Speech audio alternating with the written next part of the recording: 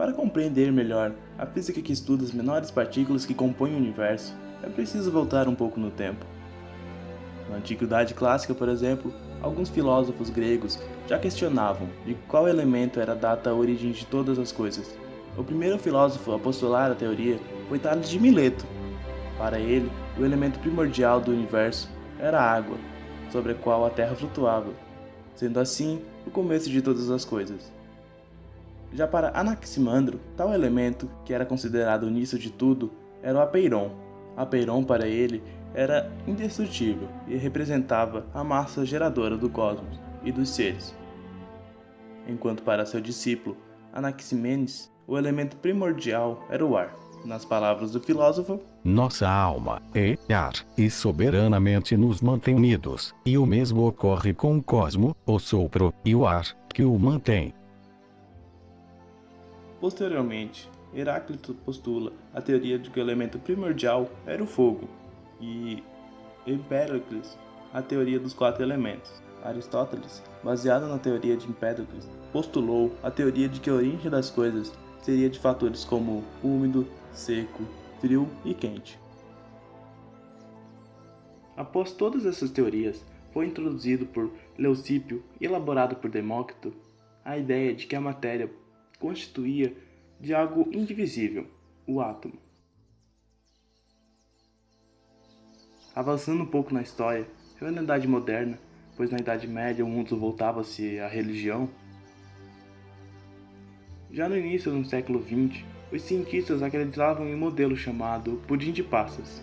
Segundo esse modelo, os elétrons flutuavam como passas em um mar de cargas positivas, a massa do pudim. The electron owes its practical utility to its smallness. Ignite the parody Shakespeare, say my use is great because I am so small.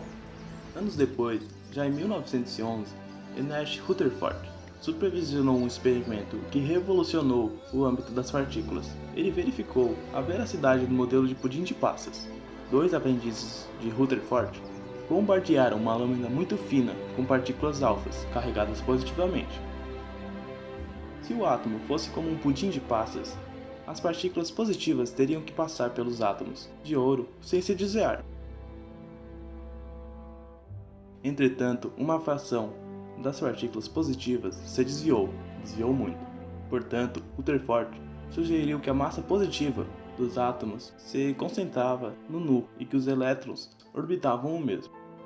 Mal essa teoria havia sido estabelecida, algumas perguntas relacionadas à estabilidade do núcleo atômico já inquietavam os físicos, como por exemplo, por que o núcleo carregado positivamente não explode, já que a pequenas distâncias a repulsão eletromagnética entre os prótons era enorme.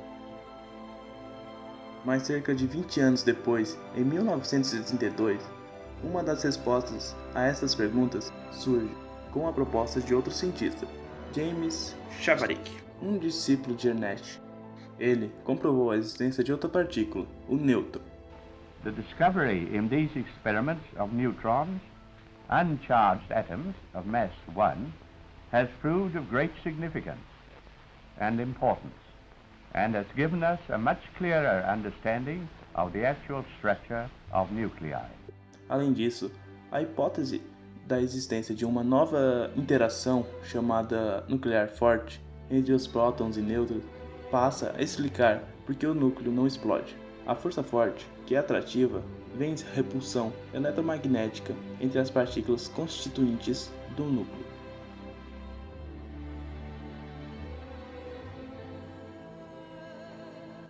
Então, a ideia de que o elétron, o próton e o nêutron eram partículas fundamentais do átomo perdurou por cerca de 30 anos. Até que em 1680, os físicos descobriram que os prótons e nêutrons são partículas divisíveis e não elementares. A descoberta de que as partículas elementares eram divisíveis dependeu do submetimento dele a altíssimas energias, por meio de um acelerador linear de prótons, na Universidade de Stanford, na Califórnia. De lá para cá, os físicos construíram aceleradores de partículas ainda mais potentes. Só que o mais interessante é que essa descoberta veio por acaso, pois os cientistas estavam interessados em aprender como os núcleos permaneciam juntos e também aprender um pouco mais sobre a natureza das forças fundamentais.